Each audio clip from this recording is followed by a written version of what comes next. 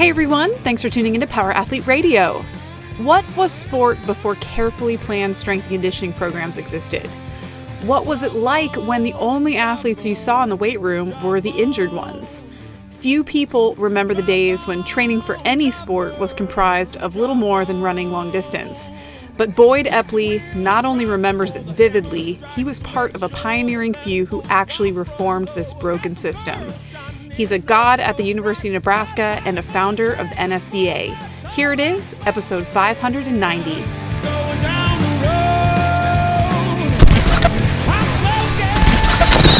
I'm sure he doesn't remember, but as a young 18-year-old football recruit, I grew up in Southern California, went to Nebraska and had the opportunity to sit in your office and go through the recruiting pitch. That would have been 1994. But you didn't come. I didn't come. I ended up going to Berkeley. My dad made an interesting observation for me. He said, hey, if, what do you think your chances are of playing in the NFL? And at the time, I didn't know anybody that played in the NFL. So I was like, not good. I mean, 6'5" white dude, how many of those get to play in the NFL? So I ended up going to Cal just for the fact that I could get multiple degrees there, graduated in 4 years and worked on my master's in my fifth. So I was a little more interested in the degree than going on and playing. And then I got a chance to go play in the NFL for 10 years. So well, it sounds imagine like that one. It worked out real well for you, but you missed a really good period of time at Nebraska. We had a lot of success in that era. Yeah, you know what? I was fortunate. I went and played in Kansas City next to Will Shields. So I got to play for Will next to Will for a couple years. And I had met Will on that recruiting trip. So I think a class act, wasn't he? Yeah, he was a great individual. So I was very fortunate to get to play with him. Played right tackle next to him for his final game. And then when he retired, I played right guard for the Chiefs. So that was a nice transition. He was just honored this year at the Outland Trophy presentation for all kinds of things that he's given back to the athletes industry and what he stands for. And the award was given by Tom Osborne. Yeah, no, Will has been a pillar, and not only that, but just somebody to emulate. So I was very fortunate to call him a friend and get a chance to play with him. I mean, worked hard and played at such a high level for so long. It was I still tell people stories about him. Great. Yeah, I was trying to remember who my hosts were. One of them, I think, was Joel Wilkes. Do you remember that? Oh, yeah. And then the guard was a kid from Southern California, real big dude. Brendan Stye. That's who it was. We had John Zadiska at that time and Aaron Taylor. Yeah. We had some linemen. Oh, yeah. Yeah, so I had the opportunity to sit up there in you in your office, and I remember you had like a full command center, and you had like videos and could see all the different squat racks, and you basically had like a numerical system where we entered like 40-yard dashes and a whole bunch of stuff, and there was kind of a numerical number that popped out at the end, and based upon that number, it was whether or not, like, I guess, preparedness, ready to play. Yes, that was called the Performance Index. And that's still available for coaches if they want it. They can go to epleyadvantage.com. Oh, okay. And that's available. Yeah, I remember as you entered my current numbers, you were like, you're not ready yet. I'm like, well, probably a good chance I'll redshirt. But what was interesting is when I went to Cal, we had a guy named, what was his name? Well, it'll come to me in a second. But he was our coach, and we had another guy come in named Todd Rice. And he, in the off season, right when we got back from winter conditioning, we ended up doing the metabolic conditioning cycles. So the Husker Power deal. And that was like a staple within our training program for the next 3 years. As soon as you came back from winter conditioning, we would do the metabolic conditioning cycles. And the first time we did it, we all came out of the gate too fast, went too heavy, and everybody was throwing up. People were puking. Yeah. There was trash bags. And then the next time it came up, we were like, I've been fooled before. I'm going to sandbag this thing in the first week and get ready on it. Well, that program is so demanding that you have to be very careful or you'll put someone in the hospital. But it develops the athletes faster and better than any other program I've come across. Yeah, I read an interesting thing that the freshmen were never allowed to do it. You always held them back 1 year and watched them, all the upperclassmen just burn it down and let it just sink within their mind. When I'm ready, 1 year, I want to be working as hard as these guys. Well, that's how we started it. Actually, when Bill Kramer developed that program for us. And we weren't sure what we had. So we decided to have some real experienced advanced athlete give it a try first. And that was Kevin Coleman, a two-time national shot put champion, one of the strongest athletes we've ever had, and a really super guy. And so he did the program for several weeks, and the progress was phenomenal. So we introduced it in the winter conditioning program as an option if we wanted 30 linemen to do it. We weren't going to let the freshmen, we weren't going to let anyone unless they had experience. And so we asked Kevin to get up in front of the football players and kind of explain his experience with this and kind of, in a way, challenge them to give it a try. He got up there and he said, "You can't handle this program."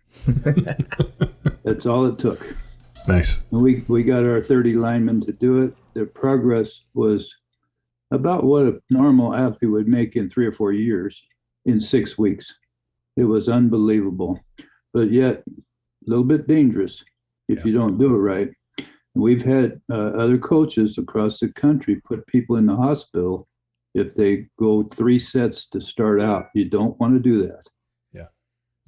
Well, we, when I retired from the NFL, I was reached out to by a guy named Greg Glassman who started CrossFit to ask if I would come and help them develop their tech on how to train athletes. And so I wasn't necessarily enamored with their program or what they were talking about, but what I was really interested in was their market.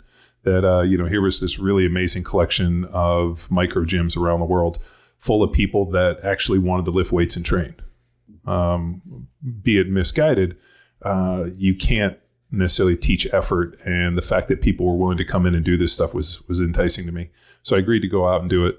And, you saw the same thing that, if your training just involves nothing but glycolytic capacity, there's short periods of block periodization where it fits within a training model early on, but you have to progress. And the problem is if that is your only training modality, I think it kind of does some interesting things. So when I first came in and I saw what CrossFit was doing, I was like, oh yeah, it's similar to the metabolic conditioning cycles, but that's all you guys are doing. So I kind of went in there and championed a little bit of periodization. Like you can use this stuff in short periods and maybe use it in some accessory work, but your foundation really has to be lifting heavy weights and being dynamic and being explosive if you want to train like an athlete. Well, you did it right. That's for sure. Yeah. I mean, so I actually stole the metabolic conditioning cycles and then worked them into the different CrossFit stuff we were doing with the athletes we were working with.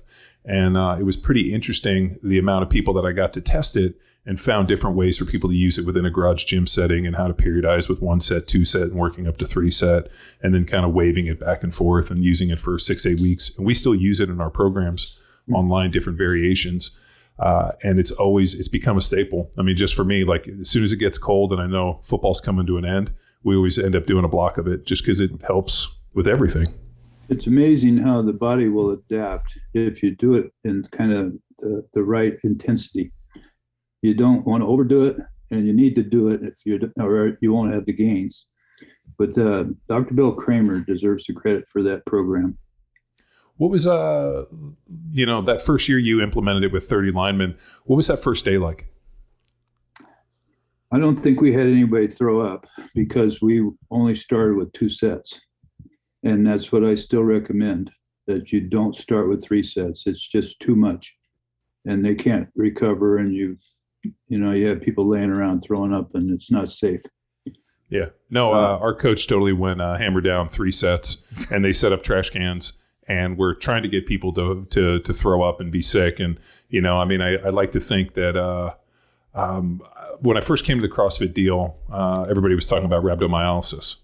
Mm-hmm. And when I saw the rhabdo and, when people are like, oh, your pee's like the, root beer and you have all these issues. I was like, oh, no, we've had that many times. I mean, I can think of many off-season conditioning with mat drills and things we did where you all of a sudden, like later on that day, you have like extreme muscle soreness, like your arms look like butts because you can't straighten your arms. People are like peeing in there and like, is this supposed to be black? And everybody's like, no, you're fine, you're good. And so it was. You're lucky you didn't kill someone. I like to think that like most football players from an early age, especially with the mat drill stuff we used to do. I'm sure you guys did it too. You just kind of dose yourself to the point where and then nobody's going to say anything. I think maybe it's a different time now where now somebody would say something. Back then, nobody wanted to raise their hand. Times have changed. I came up in an era where athletes didn't lift at all. How was that progression? And more importantly, like coming in and being really, that figurehead first string coach where you're coming from a time where athletes didn't lift and then trying to sell them on the idea of like performance away from the field and within the weight room? Well, it happened at Nebraska because they had lost several games in 1966 and 1967 after playing in a national championship game with Arkansas in 1965. But they started doing distance running. And I don't know who advised them. I was a junior college athlete in Arizona during those years. And I got a scholarship to Nebraska in at the end of 67. So it would be the fall of 67. And I saw these big, huge monsters, but they had been doing distance running for a couple of years because they lost to that Arkansas team. And that was bad advice because there's really no aerobic component in football. And for the listeners that might not understand what I just said, there is no aerobic component in the sport of football. So you should not be doing distance running. And if you are, you're screwing up because the body needs to be developed in a different energy system. A football play only lasts about 5 seconds on the average. And then there's about a 50-second rest between plays. Even if you're in a fast-paced offense, there's still no aerobic component. So when I came into the University of Nebraska as a junior college transfer pole vaulter, we had these big, huge monster linemen, but they weren't strong, powerful. They didn't lift weights. They were doing running. And that year, the line coach had been sent around to different schools to learn what they were doing because they knew this wasn't working. They didn't like the results from this distance running. And Cletus Fisher was his name, and he put in an 8-station winter conditioning program in 67. And he wanted, back then they didn't have videotape like they do now, they had film. So he wanted to make a 16 millimeter film to show the players how to do these 8 different stations. And he was looking around, and here I was, an athlete that had lifting in my background. And I was in the weight room almost by myself because no one else was unless they were injured. And he asked me, because I seemed to have muscles compared to these other guys. He asked me to be the model for that film. So I said, okay. Well, then he asked me to run one of the 8 stations, and here I was an athlete. And, but I did it. And the station he asked me to run was lifting. It was lifting a 47.3 pound bar that had concrete cans on each end. It's a big bar with paint cans with concrete in them. So I had to teach him how to do a snatch and a clean and a curl and a press and different things for 5 minutes. I had him for 5 minutes. Well, I kicked their ass for 5 minutes because you could only rest so much, and they weren't used to this stuff. And the coaches loved it. And the next year they asked me to be in charge of the whole program, all 8 stations, and to supervise the athletes in the weight room. So that's how I got started, was just kind of a freak thing. And I got paid $2 an hour, a couple days a week. And immediately I tried to get rid of the distance running because one of those 8 stations was a 5-minute run. I'm going, what the heck here? I knew this is wrong, but the head coach was a guy that jogged with the players as they went around the field house. He was a distance runner, but he's also very smart. So I kept kind of bitching about that. It took me a few years because the athletic trainer really was into it and was a friend of Ken Cooper from Dallas, who was a huge aerobic-minded person and impacted people all across the world in a positive way with aerobics. And there's a place for that. I'm not criticizing it. I'm criticizing it for football because there's no place for it. But anyway, that's how I got started. And there was a different mindset back then. Even the first day I got there, I had brought my own pole with me from Phoenix, Arizona. In fact, a guy set the world record with that pole, and he gave it to me. He was a fireman in Phoenix and had set the world record early on. When he was at Oklahoma State, he was now a fireman in Phoenix. He saw me pole vaulting and came over and gave me some tips, let me have his pole.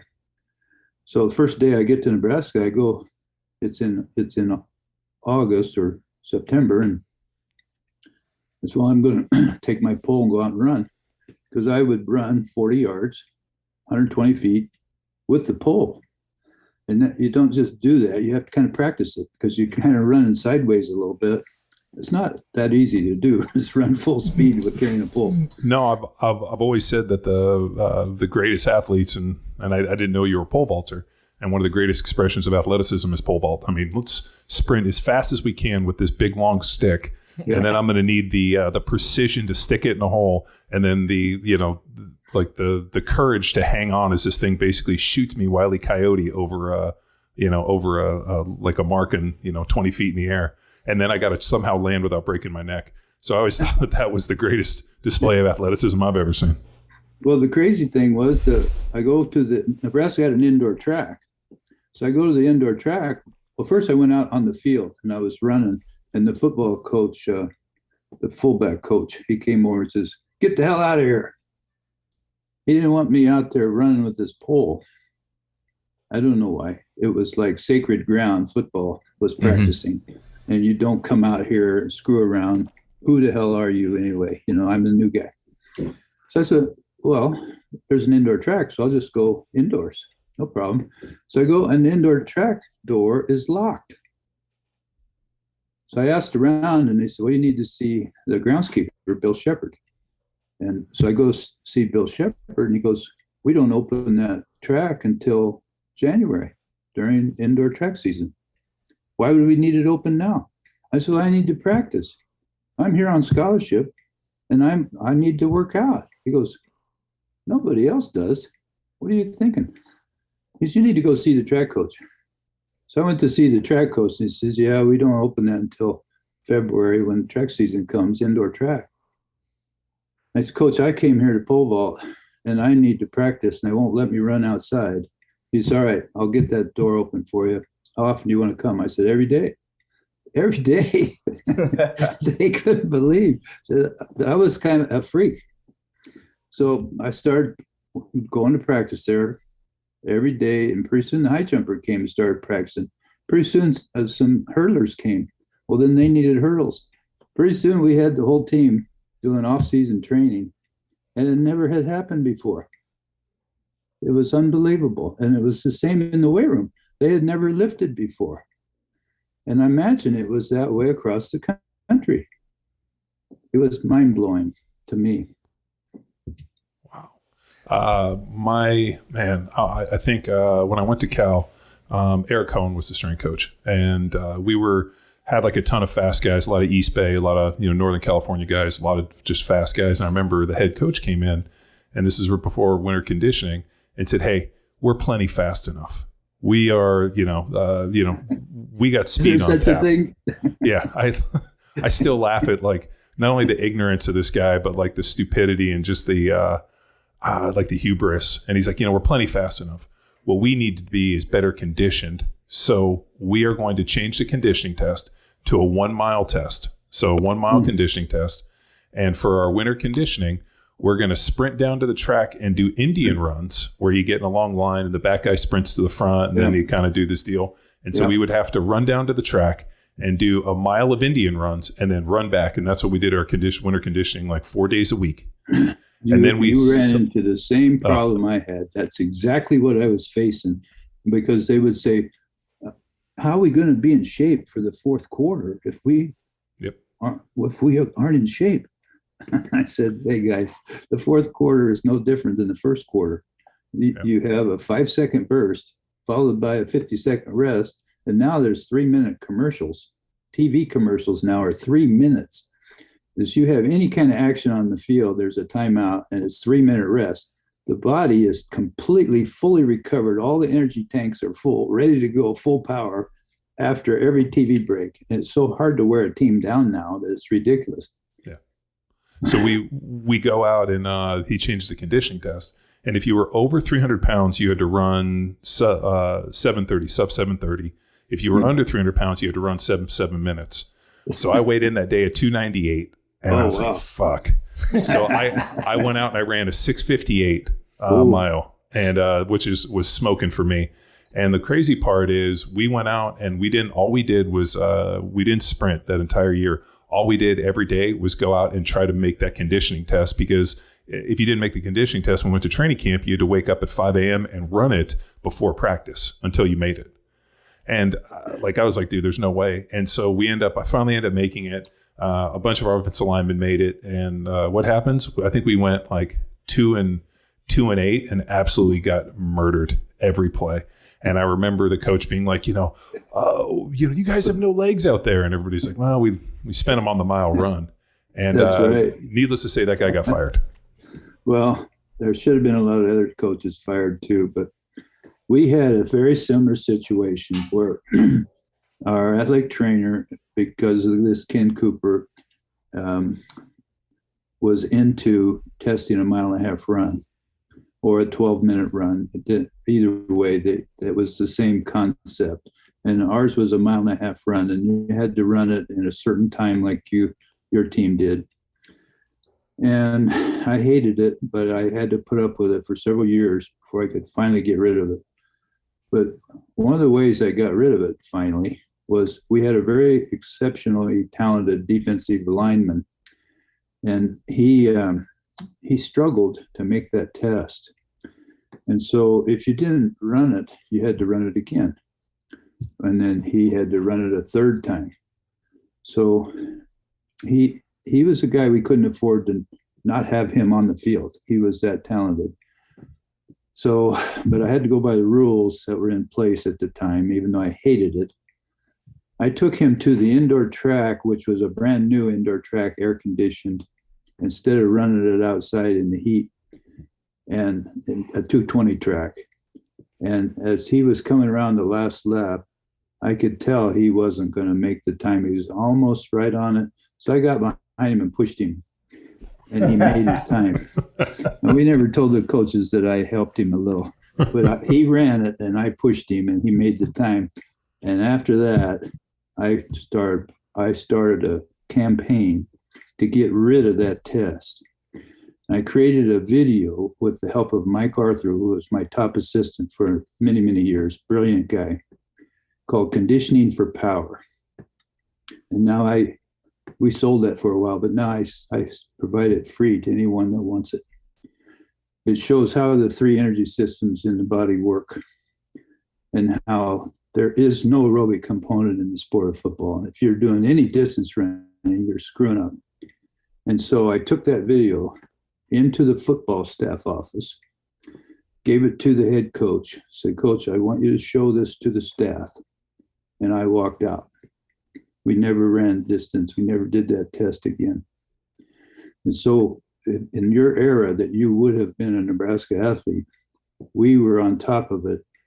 And we were trained and conditioned properly. If you recall, the greatest moment in my history was we beat Miami in the Orange Bowl when they had Ray Lewis and some other just tremendous athletes. If you watched that game, you saw them on oxygen on the sideline. And you saw them come down the field in the first quarter and just go right down and score a touchdown. They were so talented. But by halftime, we had scored a touchdown because they got tired. In the second half, during halftime, Coach Osborne told them, we got them right where we need them. Just make sure you don't push a guy, or if he pushes you, you don't swing. We don't need a 15-yard penalty. That's what's going to hurt us. Otherwise, we're better conditioned. We will be the better team in the fourth quarter. We know that. Don't screw up and go hit somebody or anything stupid like that. We need every yard we can get. All right, so second half, Miami goes right down the field and scores again because they recovered during halftime. And they were so talented, we couldn't stop them. In the fourth quarter, they went, it's either 7 or 11 series in a row without a first down. I think it's 7 series in a row for sure. It might have been 11. Nebraska scored 2 touchdowns in the fourth quarter to win the game in the national championship. As Osborne's coming off the field, the announcer says, "Coach, how did you beat Miami?" He said, "We knew we'd be the better team in the fourth quarter." And you would have been there. I know. Dang, John. I know. Believe me, I was happy I got to go to Cal for the education. But yeah, I mean, it would have been great. I mean, it definitely. I just remember when I flew in on that little plane, I saw those cornfields, and then I saw this big stadium, and I remember thinking, like, I'm too Where far. am I? Like, yeah, exactly. Like we're not in Kansas anymore, Toto. I mean, we're not in California anymore. But no, it was definitely a very cool clique of guys. I mean, Brandon Stein, those guys were great, and I mean, dude, you guys had a hell of a defensive line with Windstrom and his brother, and then. I mean, you guys had some big defensive linemen too. I remember we went out and had drinks with these guys, and then they all ended up playing in the NFL, which was funny. Years later, as I'm, the black shirts, right? Yeah, when I met them socially, they were like, "Did you take a recruiting trip? How come you didn't come?" And I'm like, well, drinks on you, national champion." Yeah, they got a chance to play. Boy, that wasn't your first national championship. I mean, back in 70 and 71, was that the first domino to fall to really spread strength and conditioning throughout the country? Well, because no one really was lifting across the country, we had quite an advantage. And people have asked me in the past, well, how did you know that you could help the football players when they gave you that opportunity? How did you know what to do?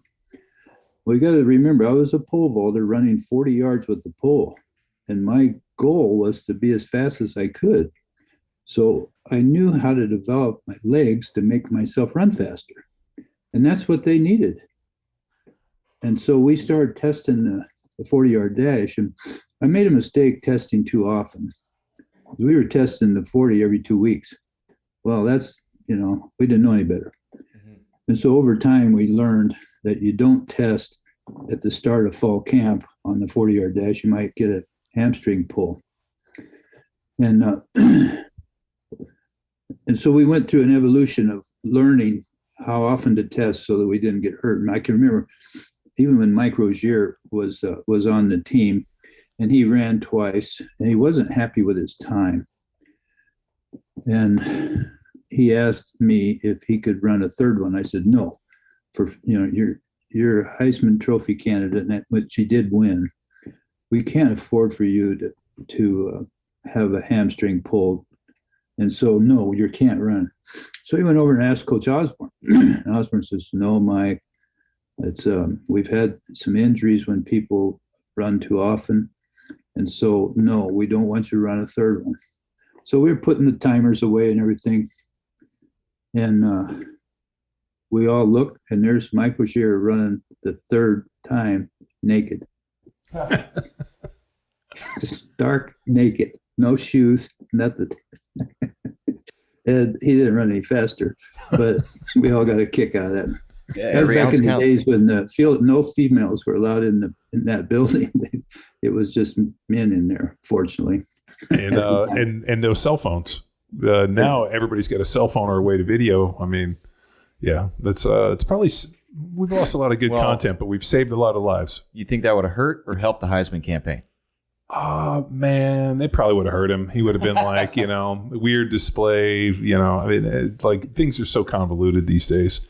Can you get in a little bit to like, I'm so fascinated by the evolution of everything. Like you get in and, you just figure out like, hey, any type of weight room, any type of introduction to weightlifting is benefiting these guys. Where did it kind of take roots, and all of a sudden now, hey, let's look at some classical periodization. Like we're going to use these metabolic conditioning cycles, and then we're going to, work into, at least when I sat in your office, you kind of showed me this almost, it looked like a yearly plan, like an evolution, like this is our block, and we're going to do this, and it's all going to meet and culminate here before training camp. And then we're going to have a little bit of, as I remember, like a little bit of super compensation, and we're going to hit this by the first game. I mean, it was really laid out. And I remember even as a 17, 18-year-old kid being like, wow, like this is pretty amazing. Can you get in like how that, like how you got from here to there?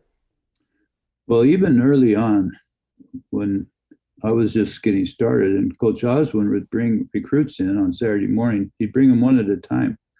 And he would sit them down with me in our very tiny little space and ask me to design a program for them right on the spot. Well, that's not easy to do. I mean, if you were going to design a program for someone, say Tex here, and it would take you some thought and questions, and it might take a half hour, maybe 45 minutes to come up with one that really made sense for his needs. So I had to find a faster way to do that because those recruits were coming all morning long. So I had to put stuff into kind of a concept. And I wanted to show what our facilities look like. I wanted to show a progression, a little bit of who has done well in the program for motivation. Because I think motivation is a real key to selling your program. And also the facility is too. When you came, we had a pretty nice facility. Yeah. And if you were in my office, you were in an upper office. It was like a command center. It reminded me of like what Darth Vader sat in. It had a door on one side where the athletes could come up from the weight room, and it had a door on the other side where guests would come up, the public or my secretary or somebody could come up a different hallway. And my desk was kind of in the middle. So I had a guy put a button in that could unlock that door. This button unlocked that door. So I could have it locked all the time because I had too many things in there I didn't want messed with. I had another button to close the drapes. I mean, I had a facility guy that could do anything. And so we we were a little spoiled there. I even had a jacuzzi in my locker room. It was a pretty awesome deal. But having to design a program for each kid caused me to write a lot of training manuals. The summer conditioning sometimes was a calendar, an actual calendar with the training on it. I tried all kinds of ways to spread the word, and so that the athletes didn't have a lot of questions what they were supposed to do. This is what the plan is. This is why it is. This is how it is, and it seemed to work. No, those dudes, the most impressive thing to me, your office was cool and the weight room was cool, was actually the training table. So I think it was every athlete got like breakfast, lunch, and dinner. And this is before like that was even a deal. When I went to Cal, we only had training table during the season. On nights we played like once a day for dinner, but Nebraska was so far ahead, they had it. And it was all somehow paid for the athletic department. And it was I remember we went into the training table and there was a chef with a barbecue cooking steaks. Well, this is what winners do, John. And I remember thinking like, oh my God, no wonder these dudes are so big. They like eat steak for every meal. And it was like, that was impressive. I mean, and just so far ahead. I mean, to have a training table and to have that level of training. Like, I took trips to Colorado, Nebraska, SC, UCLA, and Cal. And I mean, Nebraska was like 10 years ahead of every, in terms of not only weight room, but facilities, the way they did things. Like there was no secret, like why they were successful. And all their dudes were all big and strong. The training table actually was started in 1939, before I was even born. And when I went up there, the head athletic trainer was in charge of the training table. And I had an assistant, a young assistant named Dave Ellis, and he was really interested in nutrition. And so I kept kind of letting him run with that. And eventually the athletic director put me in charge of the training table, and I hired Dave Ellis to run it. And now today, Dave Ellis is in charge of it. And he has multiple chefs. He's currently building, I think, a 25,000 square foot nutrition area in a new building that isn't done yet. It's going to be a couple of years yet before the building's even done, a new weight room and so forth. So Nebraska currently is reaching out to be the leader in these facilities again. And during your time where you visited, we were dominant in both those areas at that time. I wonder now in college football if like those facilities and the weight rooms and this kind of race to create these mega facilities so that they can somehow entice a bunch of 17-year and 18-year-old kids to coming there. I mean, is it like window dressing? Is it necessarily really necessary, or is it just, hey, you know what, we got money to spend and we want to look to be the best? You know, the rules have changed, and I'm not sure why. But when you came, I'm not sure what day it would have been, but on Saturdays, on game days, we would have a demonstration in the weight room for recruits. And we maybe have 20 or 25 recruits in that day. And I would have sophomores or red shirts, people that aren't quite going to play in the game that day, but still were part of the team and had made great progress. I would have them demonstrate the major lifts on that big record platform that you saw. Yeah. When 1981 we built that weight room in the West Stadium, it's no longer there. That is all a study hall area right now. But we built a newer weight room since that. But the weight room you saw was what we considered the largest in the world at the time, and it had a big record platform that you weren't allowed to walk up there unless you had an index of 500 points or more on all the tests, or if you won the Heisman or the Lombardi or the Outland, then you were allowed to walk up there. Otherwise, no one was allowed to go up there unless they were asked to come up and demonstrate. And so we were trying to show the recruits what we had, and I had a 100-inch video board up above. So when we would talk to the recruits, they could see examples of progress made. And we kind of had it figured out that an average guy is going to improve at least 0.2 of a second on his 40-yard dash, and a certain number of inches on the vertical jump. Just from the history, we could kind of tell a guy, here's where you are, here's where you probably are going to be if you just follow the program. And some kids do more, some kids a little less, but you're going to make progress if you come here. And that kind of sold itself. I think the facility being clean and impressive and with school records on the wall and all that, I think helps in recruiting an athlete too. The environment. One other thing I did, but I wasn't able to do it very long because the airlines changed how they x-ray everybody. Like if you went to a school and the strength coach gave you his business card and said something to you nice, here's a card if you ever want to contact me. I gave out a metal card, not forever, but just a certain period of time.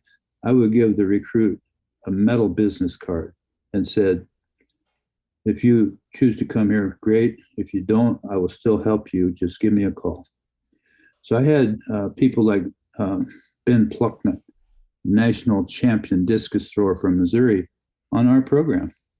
He chose to go there, but his brother came to Nebraska. So anyway, we were helping people all over the country that weren't even our own athletes. Mm-hmm. And I think that creates a great environment and momentum, and people like you, and you're the good guy instead of some jerk that they didn't like when they visited. Yeah, I understand you began the NSCA. So is that opportunity where you gave back to athletes, did that then spark up this to give back to coaches and make sure they were doing their best to empower athletes? Well, not really. What happened there was a different reason, okay? During these early years, what was going on, it wasn't strength coaching. There wasn't such a thing as strength training or strength coaching. What was out there was bodybuilding. I mean, Mr. America was in the 40s and been around for many years. So you got bodybuilding, you got weightlifting, which had been around for a long time with Bob Hoffman York Barbell and people like that, and being successful in weightlifting across the world. And then you had powerlifting, which came in the mid 60s. Women bodybuilders didn't exist yet. It was just the men. And so when I was starting out in 67, 68, 69, in that I was an athlete. But as soon as I got to 1970, 71 and 72, I decided to give myself a 3-year window because I was now the strength coach at Nebraska. And I wanted to learn all I could about those 3 areas because there were experts in those 3 areas. There was equipment made for those groups. There was no strength coach to call up. There was no expert to call up. There was no person making equipment designed for athletes. It was all these competitions. So I entered them. I entered all of them for 3 years. I won Mr. Nebraska, 1970, 71, and 72. I won Olympic weightlifting in the Midwest and was the outstanding lifter. I won the powerlifting in the Midwest and was the outstanding lifter. So I was into all that to see what was going on.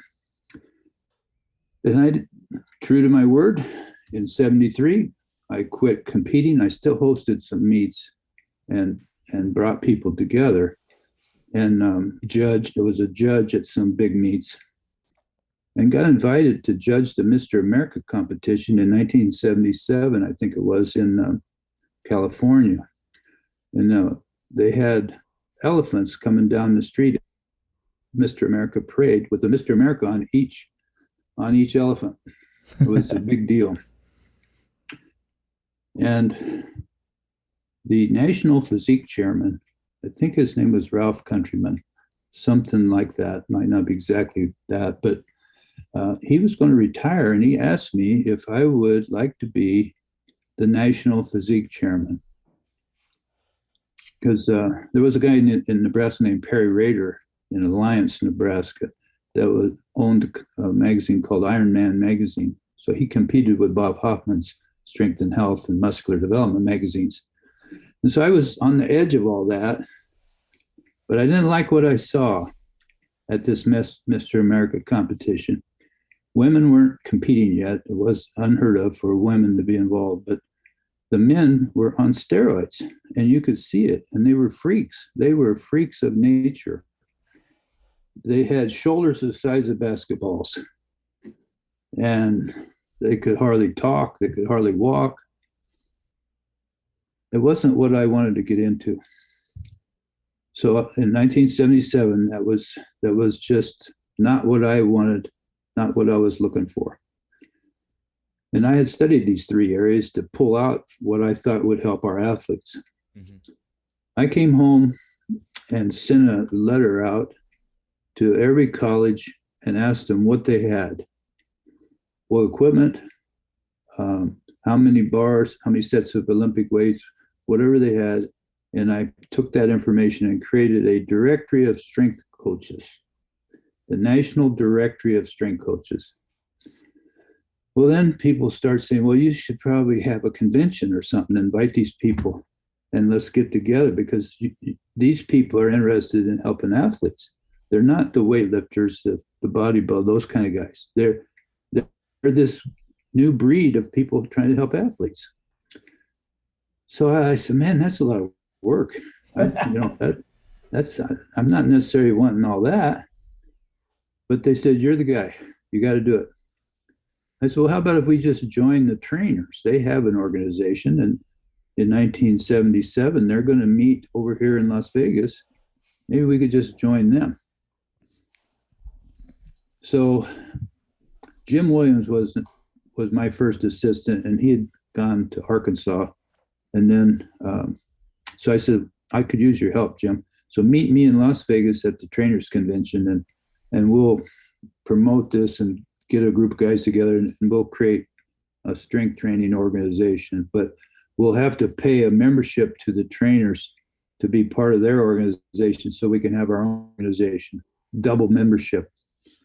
Well, nobody liked that idea. But by the time I got ready to get on the plane, a guy named Dan Riley, who was a strength coach at Penn State. He was ripping me on the phone saying, "You're making a big mistake. I know you want to get these guys together, but we don't need the trainers. They have different mindset, different interests. They're all about strength and health, or they're about the safety. They're not about improving performance. We're about improving performance. This is a mistake." He said, "You need to do this yourself in Lincoln. Forget the trainers." So he talked me into it. And then he didn't even come to the first meeting in Lincoln. But anyway, he had a big influence. So I had to get on a plane, fly to Las Vegas, find Jim Williams, and cancel and be there with a sign. We're meeting in Lincoln, Nebraska, July 27th in 1978. And so in July then, 76 people came to Lincoln, Nebraska, and we created the National Strength and Conditioning Association. And now it has certified over 65,000 strength coaches. It has like 15,000 members in Japan. It has, I'm not sure how many in China, and a new organization just was founded in Germany. Something I'm very proud of. Yeah, we both had fortunate opportunities to speak at the coaches conference a couple times. Yeah, it's cool. I mean, the power of those conferences, and then as a strength coach, just getting into the wave of things in the 2010s, still a lot to learn. But I mean, the tools are in place to provide access to coaches like yourself. But even those tools are in place. I mean, really I think the maturation process for a strength coach is mentorship.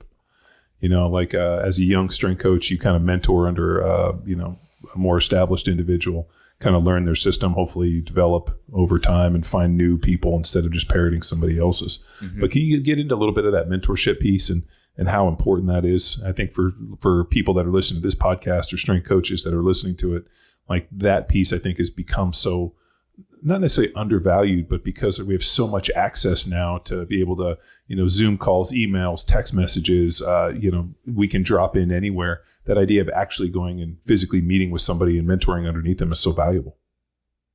Well, it's changed. And there's a rule that the NCAA came up with that has absolutely hindered what you're talking about. And it's a shame. And it's because football coaches were hiring individuals and calling them strength coaches. The NCAA made a rule that you could only have 5 strength coaches work with football, that you could not pay any graduate assistants beyond that. Anyone helping beyond that would have to be volunteer. At one time, I had 33 assistants, and when football came in, most of those were in the weight room helping them.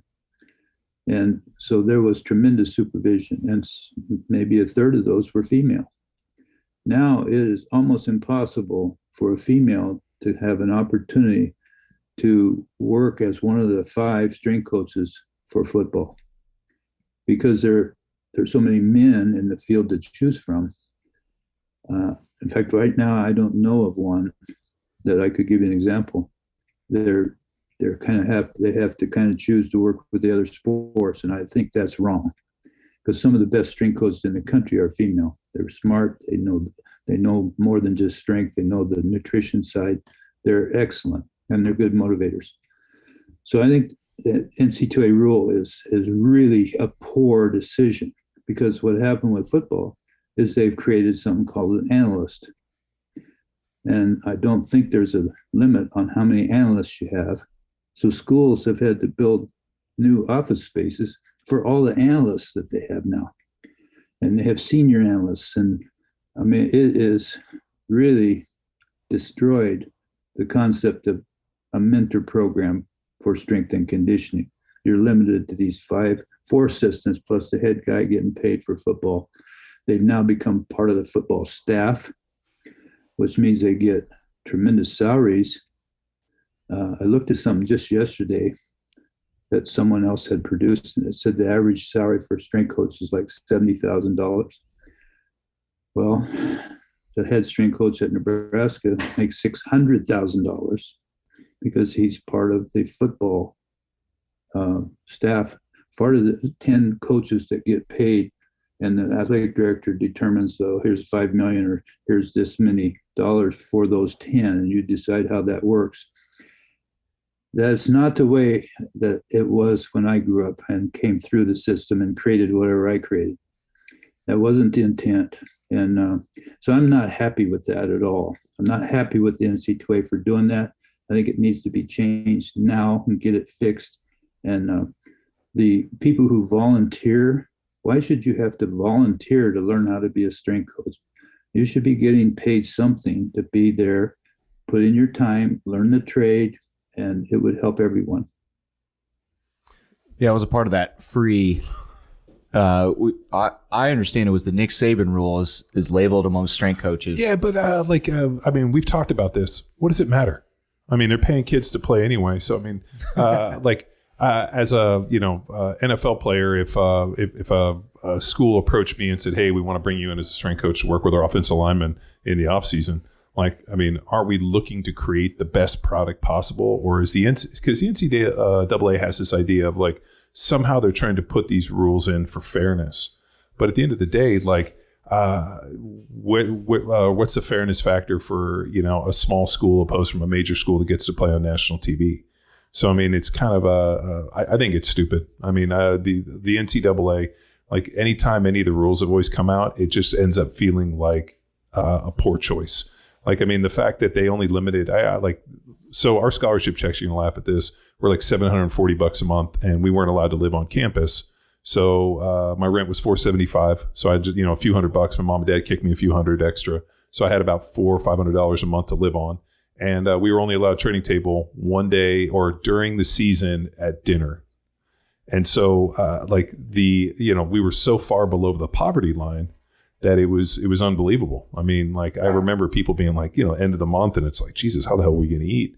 And yet, all these other schools are able to do this and this. And it's just, I don't know, man, I've never been a huge fan of the NCAA and their rules.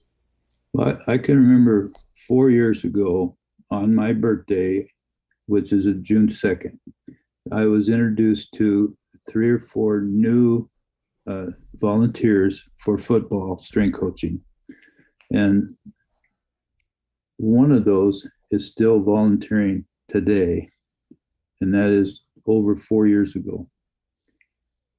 How can you survive 4 years as a volunteer? I mean, the NCAA needs to really look at this and address this. And sure, you can have 5 fully paid strength coaches, but you've got to provide some kind of benefit to these people that want to learn and are willing to sacrifice and put in their time to help the profession and make it safer for the athletes.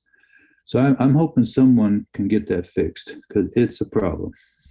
Yeah, maybe the only career choice in which you need a master's degree to get an internship. It is a challenge. And there's some coaches, unfortunately, that almost take advantage of this because their budgets themselves are so low that they just are force-fed volunteers, and then it's them holding on and fighting for their own personal position. And then 1, 2, 3 volunteers just so they can maintain any level of sanity. I'll tell you what I did at Nebraska. My first assistant was Jim Williams, and he got hired right away by Arkansas. And when I say assistant, these weren't paid. The second one went to UCLA, Don Swanbaum.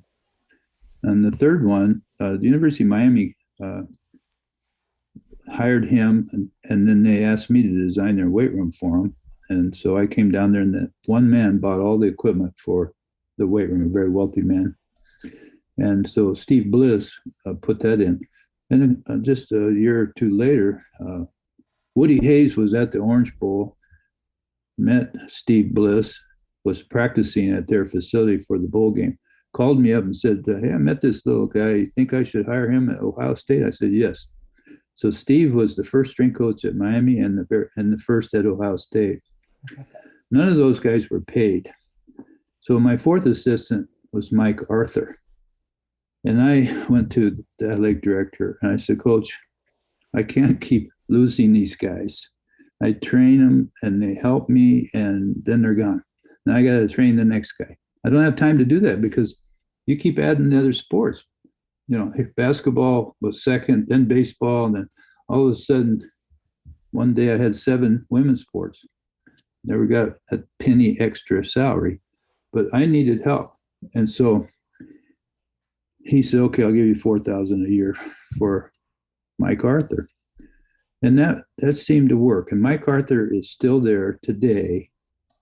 And he was my number 4. Well, then I got a facility guy that came in. He was expert and he could build anything, a welder, carpenter, electrician. And he really made an impact in our program because I was in a building mode and we had to build squat racks and power racks and electrical things and videos and all this stuff. Randy Goebel was his name. And I needed him to get $4,000 so that it was kind of equal. So I had my number 1 was Mike and my number 2 was Randy. And those 2 guys were awesome. So I went back to the athletic director and he said, go talk to this new women's AD. Well, you know, she didn't have any money because she had got her budget from Bob Devaney, the athletic director. So I went to see her like he told me to, and she laughed and she says, Boyd, you know that I don't have any money. Every penny I get comes from Bob's budget. Says, there's no way.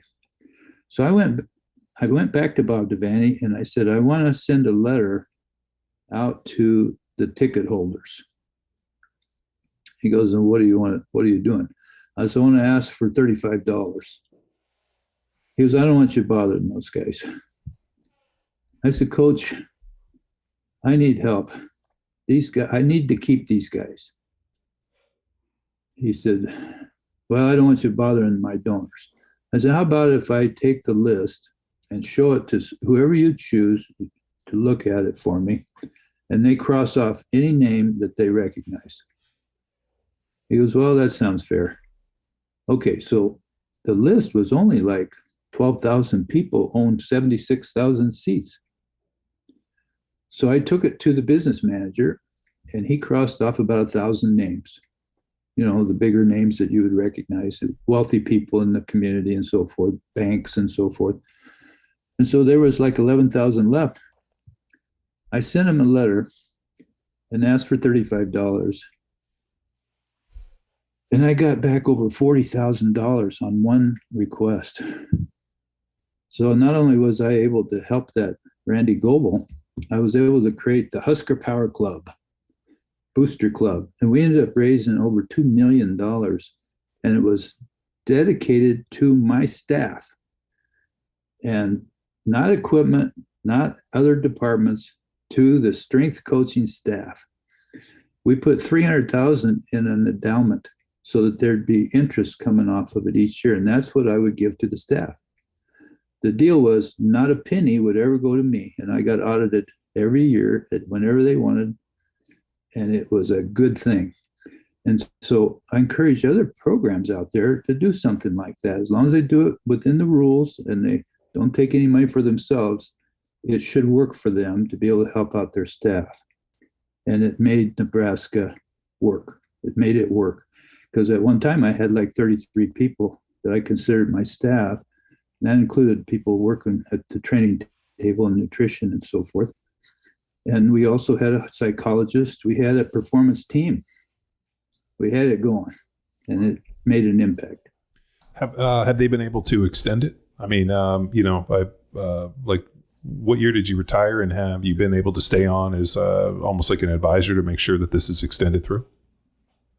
Actually, the athletic director, when they built the new building on the north end of the stadium, and the athletic director asked me to oversee the design and the construction of this new Tom and Nancy Osborne athletic complex.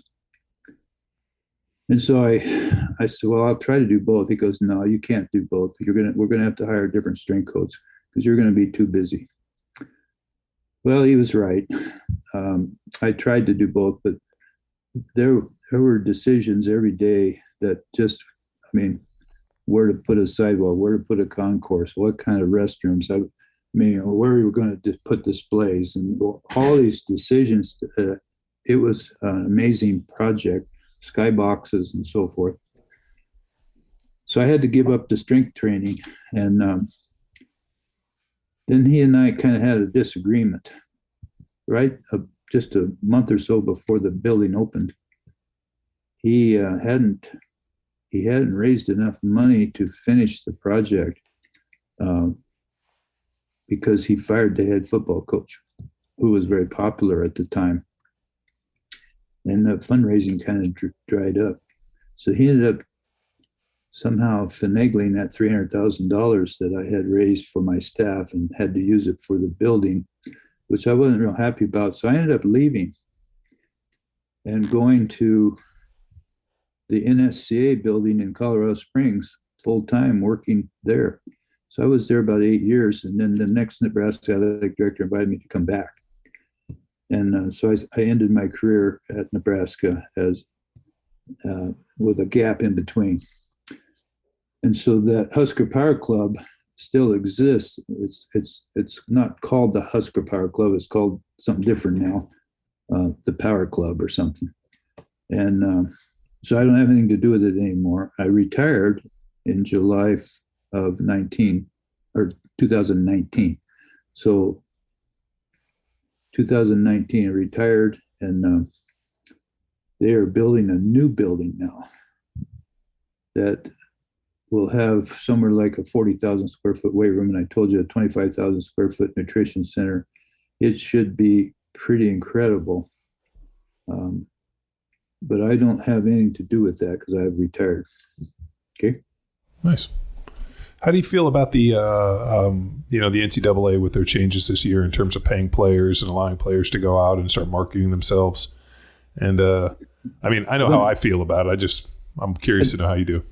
Well, I don't think the NCAA had any choice there. It wasn't their decision. It wasn't their preference. It's not the way they want to do things. They have been very controlling through the years and trying to do the right thing. I'm not criticizing them so much, except for that one rule they put in place. They tried to fix a problem. They created a bigger problem. And sometimes that happens, but I think their intention is good. But they've lost the power now. And the college football is basically like the minor leagues now. It's going to be out of control with this NIL. Their people are going to decide how much money they will make before they transfer to a school. It's going to be upfront. It's going to be ugly. And schools that have a lot of money are going to have great teams. And that's not fair. I mean, the NCAA's lost the battle. They tried hard, but they're not going to win this one. Yeah, the transfer portal, I thought, was the death of college football. Yeah. I mean, I came in as a rookie, and, I'm sure you did too, or you saw it for years. You come in as an 18-year-old kid, and you're competing against, 22, 23-year-old men. I mean, I think when I showed up to college, I was 6'4". I grew to 6'6". I grew 2 inches in college.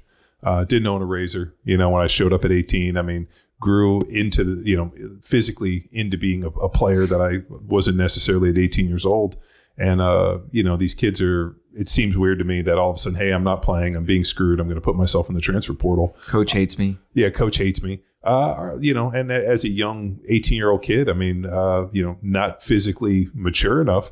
I mean, shit, coaches rode your ass. They worked you. You thought they were being mean to you, but they were just trying to, get you out into being the best you were. And then all of a sudden, I ended up going and being a 4-year starter. But, if I had based my career off of that first year, I would have been like, what am I doing here? Is there someplace better? But there was no other option. You got to stay the course. You've made the commitment, show up and work yourself in. And then, when you're 22, 23 and, you're physically you're big and strong and able a chance to go on and play in the NFL.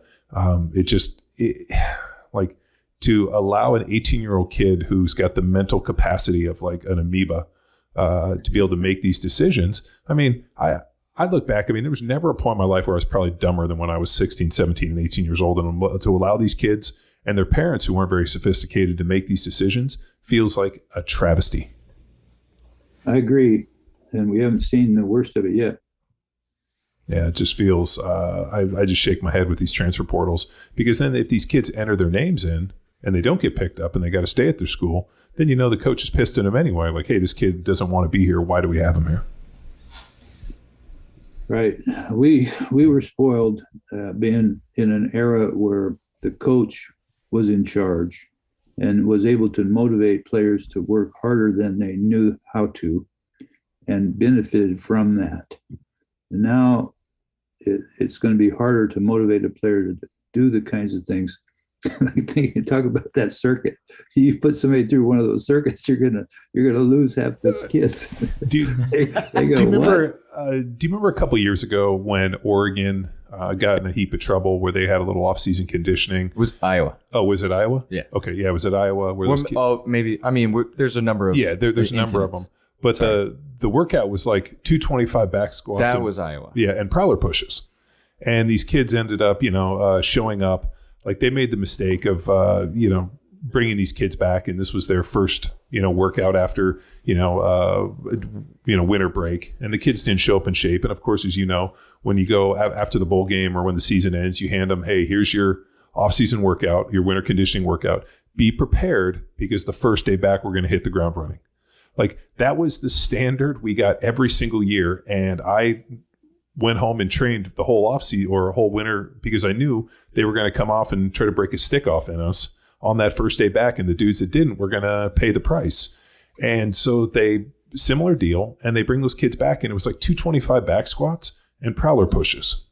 And it was nothing that a college football player who had actually done any form of training wouldn't be able to execute. And all these kids got rhabdo, and all these people that know nothing but feel that their opinion matters spoke up about it. And I ended up reaching out and finding out what the workout was. And we did it that day. And it was nothing. I had moms of 3 that were able to do that workout, my wife being one of them, 225 back squats and prowler pushes, and slayed it and crushed it. And she's like, you mean college football players were getting rhabdo and peeling out of this thing? I had moms do it at 225. And, and so what pissed me off was that everybody was so quick to blame the strength coach or these assholes in this. I'm like, what about their responsibility? You get a college scholarship. You're an adult or considered an adult. You're a college football player who's like, the emphasis is put on you for you to be ready. The coach tells you to be ready, and you show up out of shape. And, where does the responsibility fall on these individuals? Well, at that point in time, not very many people knew what the word rhabdo, what it really was, and they weren't looking to prevent it. So we did learn some things from that incident. I think Iowa got a bad reputation from that. And even I was at the NSCA building at the time, and I don't remember what I said, but whatever I said pissed off Chris Doyle. And the next time I saw him at a convention, he wasn't very happy with me. But I didn't mean to do that. So I apologized to him. Hopefully he accepted that well enough, because that wasn't my intent. Yeah, we came in and did the metabolic conditioning cycles, and we people knew that if you didn't show up or if you didn't do any training in the off season, that first day was going to suck. So save yourself the embarrassment of looking like a jerk and thrown up or, falling out when other people had been training. And I think part of this thing goes back to we don't throw the emphasis back on these individuals. Like, you're getting a college scholarship, which I know today seems like nothing, but to me, that was a big deal. They pay for your books. We were living below the poverty line, but we got the opportunity to go play football and go to a school that I probably couldn't have got into naturally or, without football. And, part of that is I felt like a personal responsibility that if I was going to show up, I was going to show up in the best shape I could and give myself the best chance to be successful. Kind of like when I went to class, I wasn't going to show up unprepared and not study for the test, just like I wasn't going to show up to football practice or off season not in shape. Well, it's too bad you didn't come to Nebraska, because the group that you would have worked with was a unique group. And as seniors, they came to me and they wanted a different program. They had done the program for a couple of years and made great progress, but they wanted more. And so they asked for a 6-day program instead of a 4-day program. Everyone else, the entire team, all the other sports had some kind of a split routine, 4-day program. And they called it, and they wrote it up on a piece of paper. I still have it here somewhere. And it was called The Real Deal. And I said, okay, it looks balanced. It looks fine. And I let them do it. So I had to come in like on Sundays and stuff and help them. And it bonded them together. And you would have been part of that group. They were the best offensive linemen we had.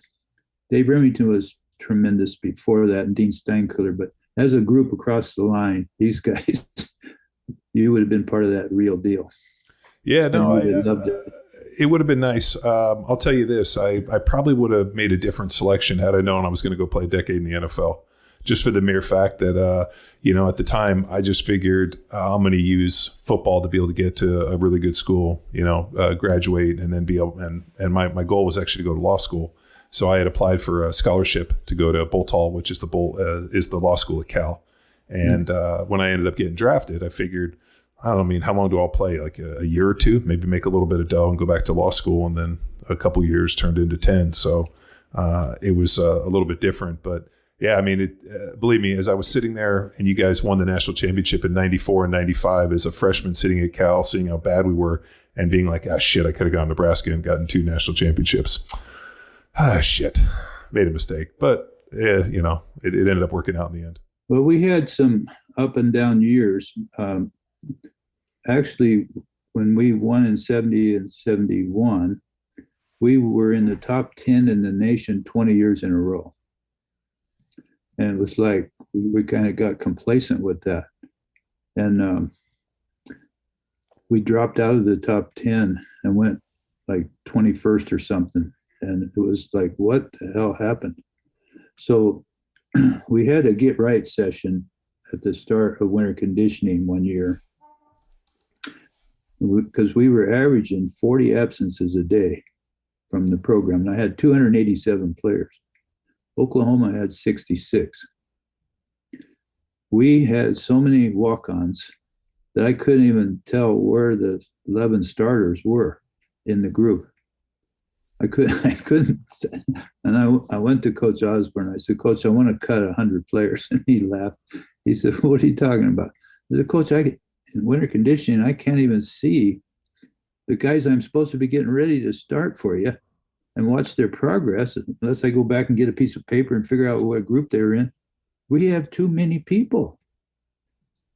He said, well, okay, what do you want to do? I said, I want to train them. I don't want to get rid of them. He said, how about if we just have them train at a different time of the day? I said, well, we could do it we normally run at 3. We could run that group at 2. He says, no, that's when we have passing league and the quarterbacks are throwing with the receivers before the actual workout. So he said, well, what about that indoor track? Remember I talked about this dirt track. So we took 100 guys and we called them the dirt group, and they trained in this and they didn't water it down because it wasn't that time of year. It was terrible. And so the only player that came out of the dirt group was named Mitch Krink. He ended up playing in the NFL a little bit. He's the only one that came out of there, because the next year he let me cut those guys. So we basically averaged about 180 players for winter conditioning then, and had a certain number of groups and a certain number of people in them. And I was able to put in some new motivational techniques then. And I told them, we have 3 groups in this auditorium where I'm talking to them. We have groups that do exactly what I ask them to when I ask them to. And we have a lot of those. So I call that the want-to group. And then we have some that are here because maybe their brother played here, or their dad played here, or their grandpa or their aunt wants them to be a Nebraska Husker or whatever. So they're here because they have to be. And then we got guys that I call jerks, because they're the ones missing their workouts. And we're going to eliminate those today. I said, if you don't want to be here and you don't want to do the workouts, we're going to have a 6-week winter program, and we're going to allow you one absence because things come up. But if you miss again, don't come back. And I said, but today we're going to eliminate the jerks. So if you don't commit to doing this program that we're about to do, you can leave right now. So I went over to the door and nobody left. So I went back to the blackboard and I erased the jerks. Said, all right, now we got 2 groups. And I'd really like to have one. So I'm asking you guys to put on this red shirt. And I handed out 180 red shirts. So I want you to wear this red shirt every day that you come to work out, 4 days a week.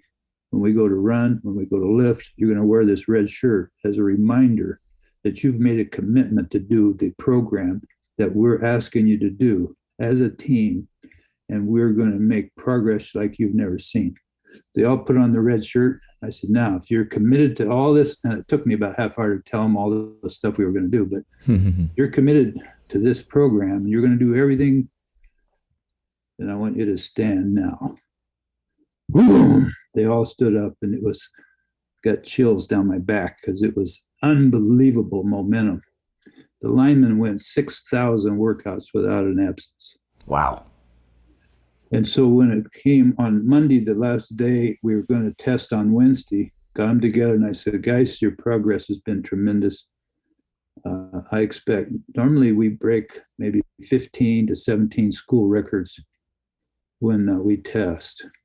I expect you to break more like 50 school records. They go, 50 school records? I said, you've earned it. You guys are going to be amazed. You're in such great shape. You have done the job. On Wednesday, they broke 78 school records.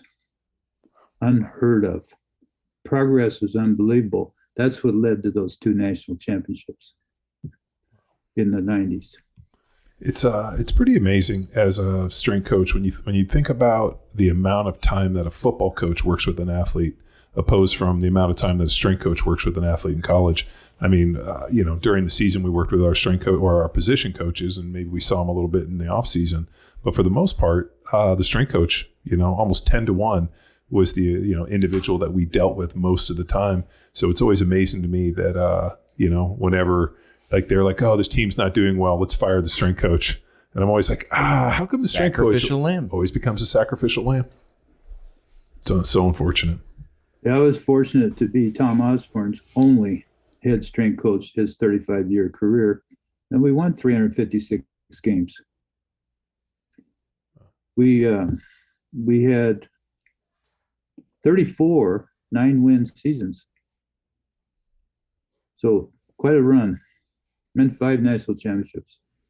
Has Nebraska ever? I mean, I'm not real good on current football, but they should have stuck with the Big 12, and kicked some faces in. It's down. Yeah, it's down. I had a question just about leadership. I love that this Real Deal group. In your weight room sessions, did you ever seek out an individual and challenge them outside of the written program to become more of a leader, more vocal? And what are some of those things that coaches can look for that see potential that hasn't yet been reached as a leader of a group? Well, I'm not sure if this answers your question, but we had a freshman named Kyle Vandenbosch who ended up playing many years in the pros. Played against Titans and so forth. Really a solid player. Really had a really huge head, and liked to shave it bald. Huge head. And he came in the first day after the first practice, and he says, and he had lifted a lot in high school, and he was not like a rookie at all. He says, Coach, who should I work out with? Like, who's worthy enough for me to work out with? I said, that guy right over there is named Julius Jackson. He's a linebacker. You go work out with him. Julius was so strong that it made Kyle Vandenbosch realize where he was and where he needed to get to. Mm-hmm. And so we had leaders on the team that took care of that motivation. And I hooked him up with Julius, and they became great friends. And it was just the right guy for him at the time. Yeah, it is. It is a lot of reading the room and finding pairs that can elevate each other. Because as you mentioned, small group of coaches outnumbered by athletes. Where can we mix and match racks to bring out the most people? Something we've talked about on this podcast, and something that I kind of hold dear. And I know in today's world, it's not very coveted, but shame is a kind of a powerful motivator, and has been for me, in terms of like not feeling that I wasn't able to keep the standard, or seeing other people around me do better, and like not necessarily shame, but like knowing I need to improve. And that's a kind of an interesting thing, is like a young guy coming in and seeing it, like 17, 18-year-old kid coming in and seeing these individuals who had been 4 or 5 years in the program, and like almost like, not necessarily shame, but like almost like emulation, and seeing how far you can come. And then, seeing the way they work and having that example. I mean, it's so important, and especially to have an established group, that becomes, I sometimes wonder for colleges, like when guys are peeling out so quick, or let's say a guy's in 3 years, or, doesn't play for the full, or has problems or whatnot, how quickly a program can deteriorate, because those people that should be those leaders end up just not being there, or just not being good people. Well, with our history, we were able to, and our testing and keeping track of the scores, we were able to show a kid. I can remember meeting with Corey Schlesinger, who scored those 2 touchdowns in the fourth quarter against Miami. When he was a recruit, he was sitting in my office, and I asked him what his 40 time was, and I said, in this program, you will be likely improving yourself 2/10 of it. I called them 20 hundredths back then instead of 2/10. For some reason, that related to him better.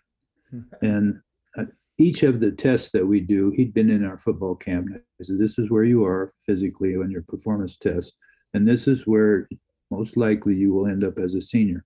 And those were pretty accurate, because we had thousands of kids go through the program. We kind of knew what would be expected.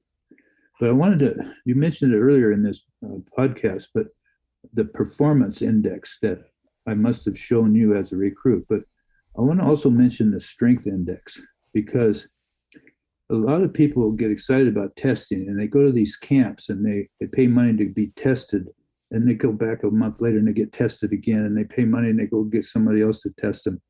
There's a lot of that going on across the country today, but they don't realize how to improve those tests is in the weight room. So we have this strength index that identifies where you are talent-wise, potential-wise, called the strength index, and it's the hang, clean, and the squat. The bench press is so overrated, I don't even want to talk about it. So we took it out. We don't even test it anymore. The squat and the hang clean, based on what you weigh, will give you an idea of where you are physically. And as you improve in the weight room, you will see an improvement in performance. So when Scott Frost, who's the head coach of Nebraska right now, was a quarterback, he looked like a linebacker playing quarterback. He was big and physical. And when it came time his senior year to test, I asked him, how much do you want to lift? Because I asked him to take a weight they thought they could do 3 to 5 times. So he said 300 pounds. Well, no quarterback could ever clean 300 pounds. So he gets under there. I'm going, wow, this will be interesting. Mm-hmm. He did it 10 reps. A quarterback cleaning 300 pounds, 10 reps is unheard of, I promise you. And so the strength index is what gets left out. And there's coaches across the country that use our performance index, but I'm having trouble getting them to realize they also need to look at what's going on in the weight room in order to improve those performance index scores. So those are available, like I said, at epleyadvantage.com. And I'm not trying to make money. I give so much away free. Those are things that aren't priced too high that will help any program get better. What were, as I remember the performance index, it was a vertical jump. It was 40-yard dash. I think there was body weight, there was squat. There was a whole bunch of different numbers. It wasn't squat. It was a 10 or 40, 10 and or 40, vertical jump and pro agility run. Okay. Those are the tests for football. Was this the origin of the combine testing? I don't know how the combine got started, but I helped them get electronic timing, and they don't do it. They don't do it the way everybody else does. I don't know that they want me telling this, but they screwed this up, and they've stuck with it.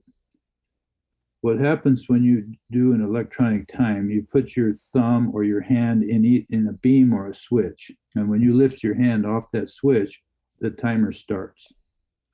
And you run, and when you cross the distance marker, it captures the time that you run. The story is that the first kid that came up to the line at the combine for the NFL happened to be a track guy trying out for a football team. And he didn't know how to put his hand down, one hand like the football players do. He was a track guy, put both hands down. And the coach was an older guy that had tested with a handheld watch for years, just yelled at the kid, "Put your hand on the switch." And the kid was nervous, evidently, didn't know what to do. And he yelled at him again, "Put your hand on the switch." Well, the kid had never done electronic timing. So the coach picked up the switch and said, "You run and I'll push the button." So the kid ran, he pushed the button, and that's how they do it today. If you look at the NFL times, you won't see that button. You won't see the coach. He's off screen. He's at a table somewhere. When the kid starts to run, he pushes the button, and that is not electronic timing as we know it. And that is NFL timing. So any kid that trains at a school and knows what their time is will run faster at the NFL combine. I wish they would get that corrected. Man, I was sitting there trying to remember. I can't remember whether or not we had I always know there was a timer. So I went down and ran with Tom Shaw, getting ready for the combine. And I remember he had electric timing, and I remember we had a hand, there was a pressure pad you put your hand on. But I can't remember when I went to the combine if we actually had our hand or if it was just some. It's too late to go back because then everybody would appear slower. And then, but they do stupid shit at the combine. So what was hilarious was we were doing the vertical jump, and when you go do the vertical jump, you put your hand up like this, and so dudes were doing this. That's 2-3 inches right there. Yeah, and then all of a sudden, like one of the scouts got pissed and went over and was grabbing guys under the lat and lifting them up as high, and he did it for me and like 3 other dudes, and then like left, and everybody went back to doing it, and so I think I verted like 31 and a half.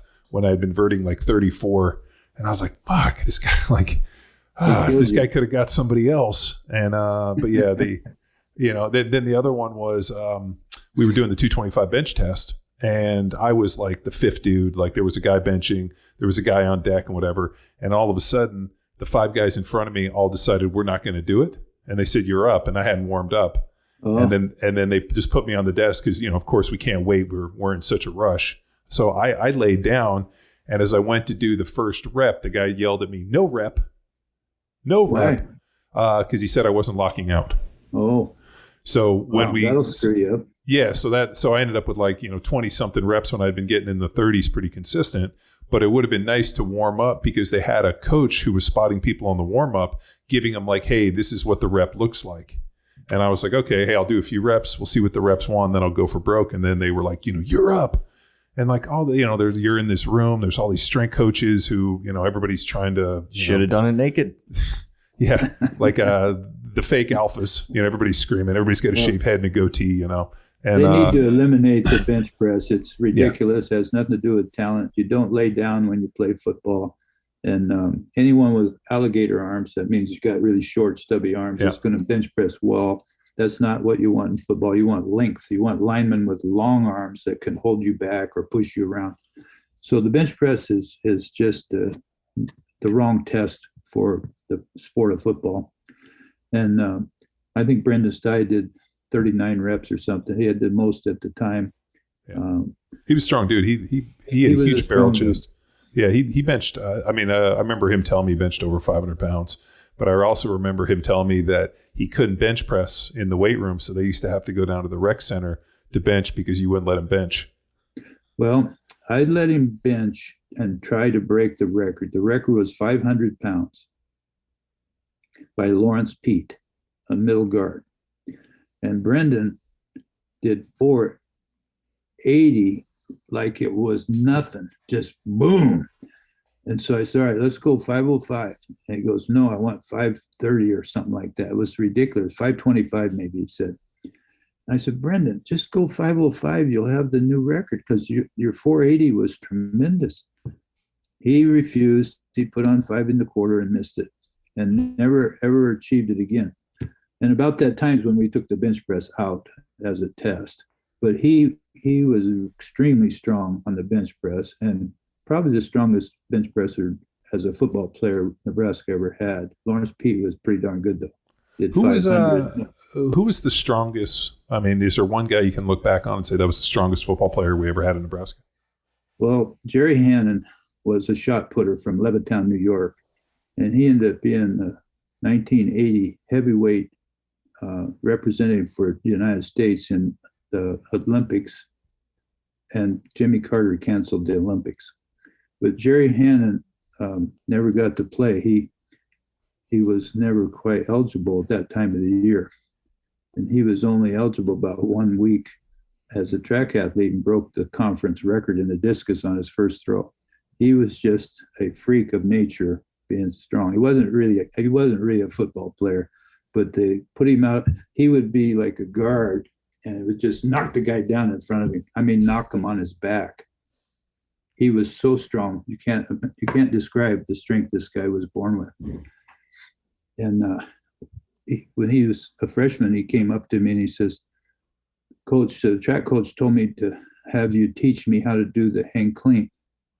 He said, I don't know what that is. I said, all right, you go. This is when we only had one Olympic bar in the weight room. I said, go over there and get that bar and bring it over here where these pads are, and we'll have you I'll teach you how to do cleans right here.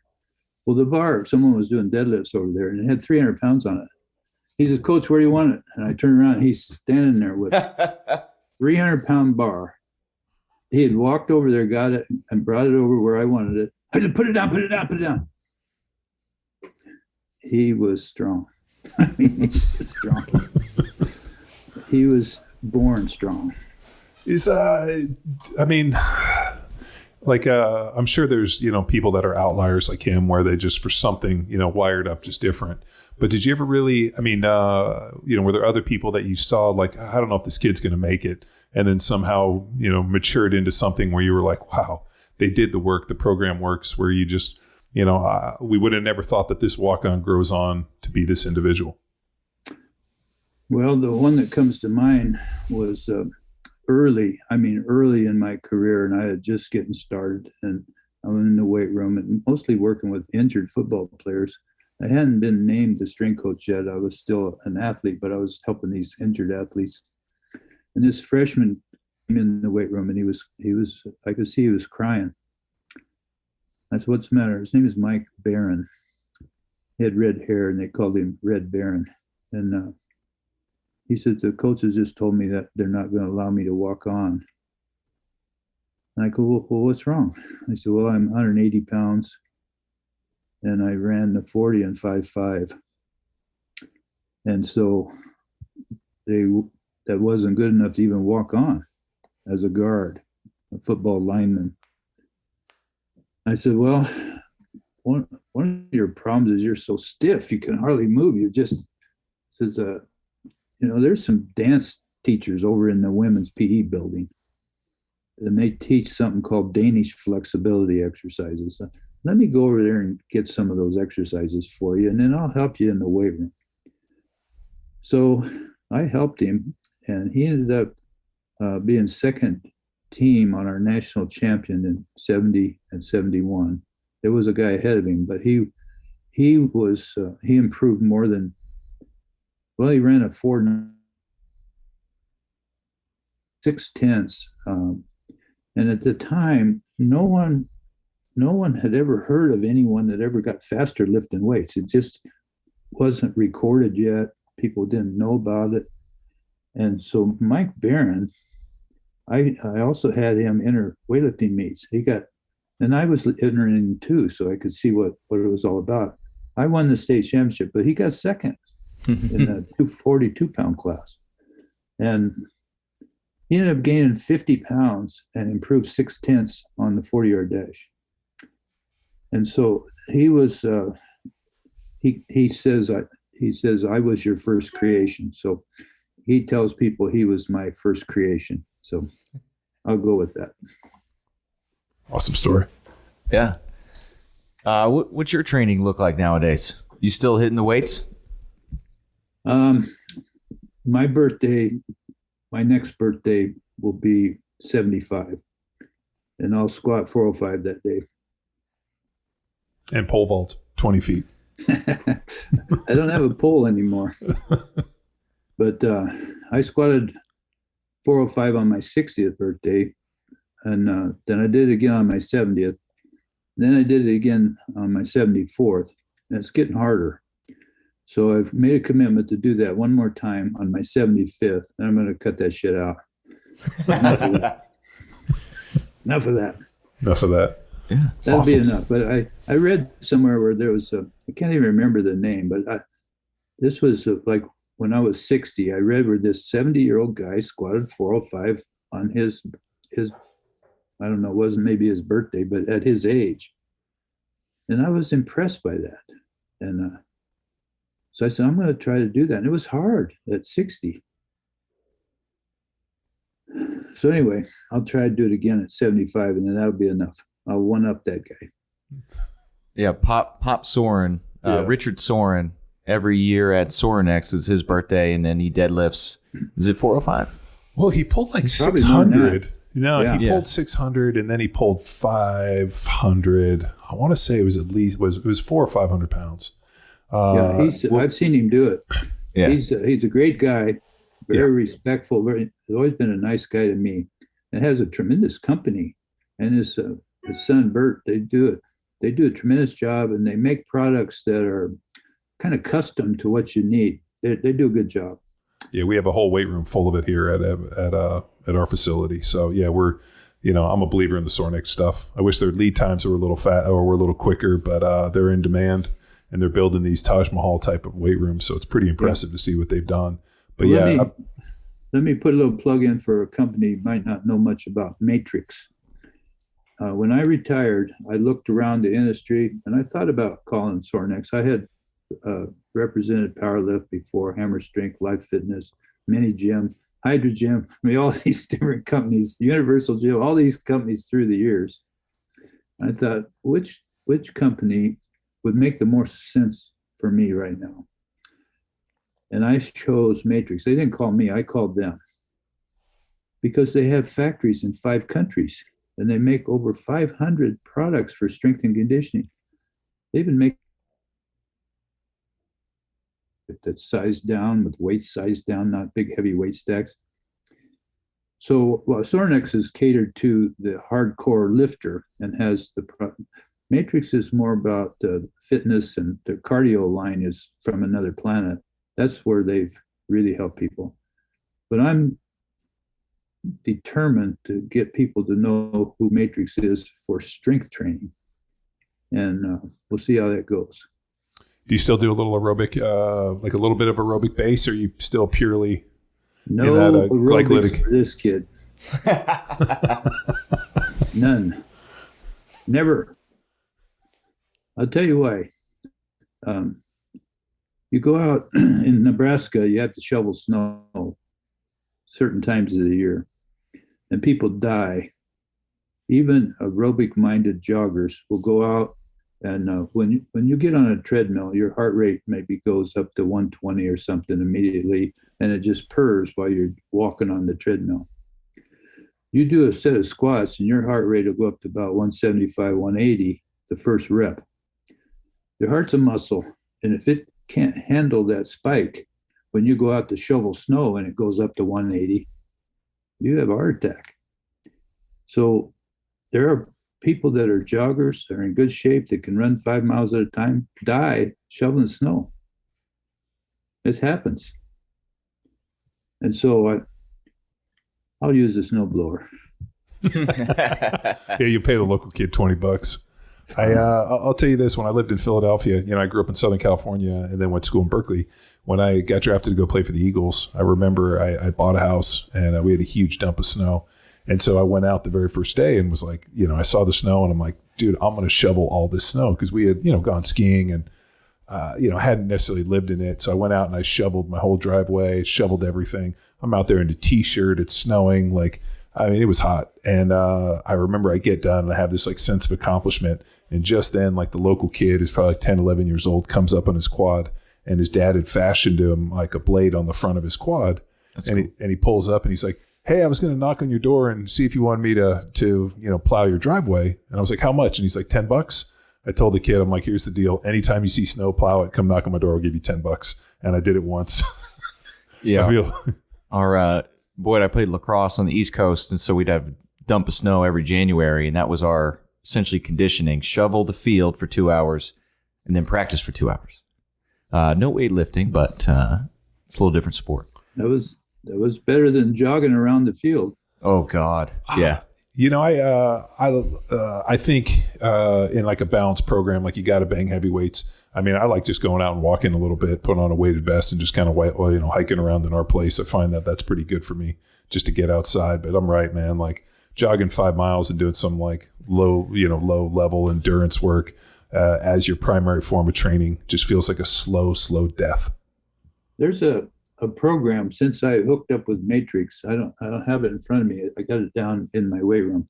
It's called Sprint 8, and it's got the concept that I believe in inside of it. The guy's against aerobic training, but he goes for a 3-minute burst on a bicycle or a treadmill. There's a rest interval in between. And I just got it, so I'm not up to speed on it exactly, but I'm going to give that a try to see, because I think that's more what a heart needs, is that burst and then recovery and that burst again, and see how many times you can do that. I'll probably only be able to do it one time at first, but just getting on something for 15, 20 minutes is nowhere near my wheelhouse. I'm not interested at all ever on that. Yeah, you and me both. Believe me, I even when we have an assault bike in our house, an air bike, and I like to do intervals. I'll do 60 seconds on, 90 seconds on, 120 on, and then I ride easy for a little bit or put my feet on and use my arms, and I end up doing intervals. Just I found that for some reason at night, because we usually bang weights in the morning, and then at night, if 6 or 7, after I eat, if I go in and I just do some intervals, I tend to sleep much better. My sleep is night and day better. So it's to the point where as soon as I get done, if I take a shower, I'm my kids are still kind of messing around, or 7, 8:30 at night, I start yelling at them I want to be in bed by 9 o'clock. If I can be in bed before 9 o'clock for the rest of my life, I'll be stoked. Well, one of the other things, I think you're on the right track there, and I agree with that. But one thing I was going to mention, as this came into my head, was the last couple of years of my strength coaching, I struggled with some basketball players being so tall and their backs are so long, and they couldn't squat. And I'm a big believer in the squat, not like a power lifter, but for an athlete. And so I got several of these bars. I'm not even sure what the official name is, but they come over your shoulder, and you could hold on to them in front. What are those bars called? Safety squat bars. Bar? Yeah, the safety squat bar. Yeah, Fred Hatfield was the guy who, at least the first time I was exposed to one, was via Fred Hatfield, and remember he had the safety squat bar. Right, and so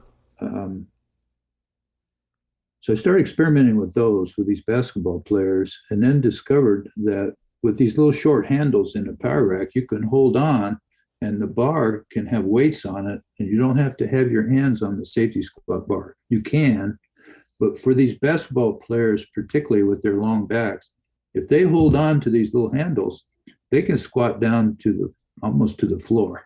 Mm-hmm. And they'll get so much more development in their back and legs. And it's not just their legs, it's their back and their legs. And so I started squatting that way. And I think it's a lot safer, especially for someone that's going to be, 75 years old. And the problem for me is my weight room is in my basement, and my wife hardly ever goes down there. And so I'm down there by myself. And so it's not real safe. Even with a safety squat bar and handles, there's still a chance you could fail. And so I told Matrix that I wanted them to make me a Smith machine that had like handicap handles on it. So the Smith machine has these safety levels, not a safety level, has multiple. So if you have to bail out, you can do it at multiple locations. But the one I have that they made for me, custom made, it has like what I would call handicap handles, like you would see like in a bus, and there'd be a handle there that you can hold on to get up out of your seat. So you can put your hand where, and you don't even have to hold on to the bar. The bar is going to go kind of up and down in a track. It's on your back of your neck like you would think, but you don't have to hold, because it's not going anywhere. It's just going up. Safety handles, and then jump and rack the bar. 405 on my 74th birthday was pretty easy doing it that way. I mean, and safe. Mm-hmm. So just throw that out there for older people. You don't have to use free weights that are a little bit dangerous when there's no spotters around. You can find a way to do it safely. Sounds like you need to get some training partners over there. Well, come on by. So where are you living these days? Are you still in Lincoln, Nebraska? Lincoln, Nebraska. And I'd love to have you stop by. Okay. And we go down and look at the new Nebraska facilities that you haven't seen. Yeah, no, I'll take that as an open invitation. So yeah. That'd be a hell of a one to go see. Charles, you want to go to Nebraska and go film some content? Absolutely. All right, cool. He's excited. Boyd, final piece for me. I had a great opportunity at University of Texas at the Stark Center. So the history of strength and conditioning museum there, and Terry Todd took Trey Zapata, a strength coach and rep for Sorinex, now in the back room. So one of the pieces not on display is one of your first bench presses. So this bright red, old school. The tractor jack. Yeah. Benches is just waiting in the back, unused. I don't know how they're going to display it in this beautiful museum of freaking Arnold and culture. Kaz. But I was pretty honored. They made in the front there where they call them icons. They're like, I don't know how many there are, but they asked me for a photo, and they put me in as one of those icons along with some pretty famous people in the different industries. That was an honor. Then they asked about the tractor jack, because what I was looking for is we had people like John Dutton, a player, defensive lineman that played in the first national championship in 1970. He had 7 1 inch arm span. So his arms were extremely long. And then we had Lawrence Cooley, who was the first 400-pound bencher and had alligator arms.